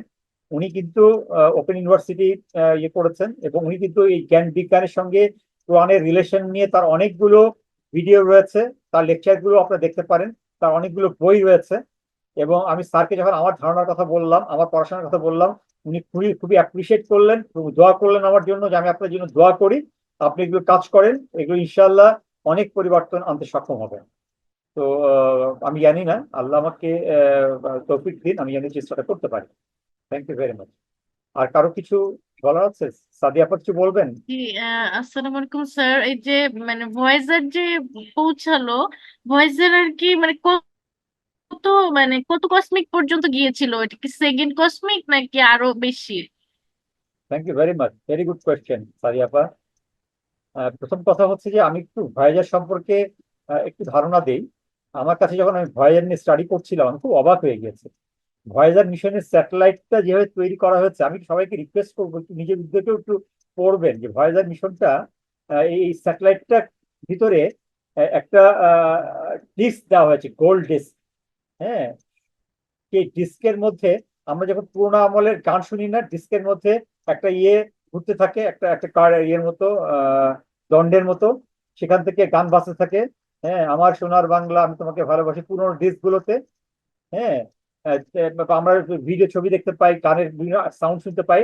তেমনি ভাবে ওই ডিস্কের মধ্যে প্রায় 50টা 60টা ল্যাঙ্গুয়েজের তথ্য দেওয়া আছে, গান বাজনা দেওয়া আছে, বৃষ্টি শব্দ দেওয়া আছে, বিভিন্ন সাউন্ড সিগন্যাল দেওয়া আছে, যাতে এই ভয়েজারটা যখন কসমিক লেয়ার গুলো ক্রস করবে, যে কোনো এলিয়েন যেন এই ভয়েজার থেকে তথ্য সংগ্রহ করতে পারে। তারা যেন কোনো বার্তা দিলে নাসা এই ভয়েজার মাধ্যমে তথ্যের আদান প্রদান করে কমিউনিকেশন স্টাবলিশ করতে পারে, যোগাযোগ করতে পারে। তো আমি যখন ওগুলো স্টাডি করছিলাম, খুবই অবাক হয়েছে যে এক্সিলেন্ট পারফরমেন্স বাই নাসা। তো যাই হোক, এটা 1977 সাল থেকে 2024, প্রায় 47 বছর, এই গত 2-3 বছর আগে এইটা প্রায় আউট অফ কমিউনিকেশন চলে গিয়েছিল। এইটা এখন বর্তমানে অবস্থান করছে আহ, আমাদের আমাদের সূর্য কেন্দ্রিক যে প্লুটো, যে লাস্ট ইয়ে রয়েছে, এটা পার হয়ে প্রক্সিমা সেঞ্চুরিতে পৌঁছায় নাই। আমাদের সূর্য তারা থেকে, আমাদের সূর্য তারা সেকেন্ড তারা হচ্ছে প্রক্সিমা সেঞ্চুরি, আমাদের সবচেয়ে কাছের তারা। এই দুইটা তারার মাঝখানে অবস্থান করছে এই ভয়েজার 1 and 2। এবং আশা করা হচ্ছে যে আগামী 20 বছর, 15-20 বছর ভয়েজার তথ্য দিতে পারবে, তারপরে আর এটা আউট অফ কন্ট্রোল চলে যাবে, আর এখান থেকে কোনো তথ্য আমরা পাবো না, বিশ্লেষণ করতে পারবো না। তো এই অবস্থায় আছে। এবং এখন জেমস ওয়েব টেলিস্কোপ আরো আরো সুন্দর সুন্দর তথ্য দিচ্ছে। তো যাই হোক, নাসা এটা কন্টিনিউয়াসলি চেষ্টা করে যাচ্ছে। বাট ভয়েজার 1 and 2 এটা কিন্তু অত্যন্ত সাকসেসফুল মিশন। মাঝখানে অনেক সমস্যা ছিল গত এই 40-50 বছরে, এবং নাসা খুব সুন্দরভাবে মেরামত করেছে এবং কন্টিনিউয়াসলি কমিউনিকেশন করে যাচ্ছে। আমি কি মোটামুটি বুঝাইতে পারলাম? এটা দুই তারার মাঝখানে অবস্থান করছে, আমাদের সূর্য কেন্দ্রিক, আমাদের নিজস্ব তারা এবং প্রক্সিমা সেঞ্চুরি, এই দুইটা গ্যালাকটিক গ্যাপের মধ্যে রয়েছে এই ভয়েজার 1 and 2। মানে ফার্স্ট কসমিক আর সেকেন্ড কসমিকের মাঝে মাঝে মাঝে অবস্থান করছে। Correct, very correct. আর কসমিক স্যার, বলতে আপনি ভুল করেন না কিন্তু, কসমিক বলতে ভুল করেন না। সেটা হচ্ছে, আমি যখন কসমিক লেয়ার বলছি তখন বলছি আমাদের প্রথম আসমান, যেটা পৃথিবী কেন্দ্রিক। জি, দ্বিতীয় কসমিক বা দ্বিতীয় আসমান আমাদের সূর্য কেন্দ্রিক। সূর্য কেন্দ্রিক। আর তৃতীয় আসমান হচ্ছে গ্যালাক্সি কেন্দ্রিক। গ্যালাক্সি। তার মানে স্যার, আপনার কি এলিয়েন নিয়ে কোনো স্লাইড আছে কি, কোনো ক্লাস নেওয়ার সেলিয়েটেড প্ল্যান? সেলিয়েটেড তথ্য আসে নাই তো। আমি জানি আপনার এই কোশ্চেনটা আগেও ছিল। জি, এলিয়েন তো কোনো কমিউনিকেশন করে নাই, এই জন্য নাসাই ট্রাইং। নাসা কিন্তু ট্রাই করছে, ওই যে বললাম ভয়েজারের মধ্যে বিভিন্ন ডিস্ক, বিভিন্ন জিনিস দিয়েছে ওই 47-50 বছর আগে ভয়েজার লঞ্চ করার সময়, কিন্তু কোনো এলিয়েন এখন পর্যন্ত নাসার সঙ্গে আমাদের পৃথিবীর সাথে কোনো কমিউনিকেশন করে নাই, কম্পিটিশন করেনি। কিন্তু বিভিন্ন তথ্য বিশ্লেষণ করে বলতে পারছে যে যে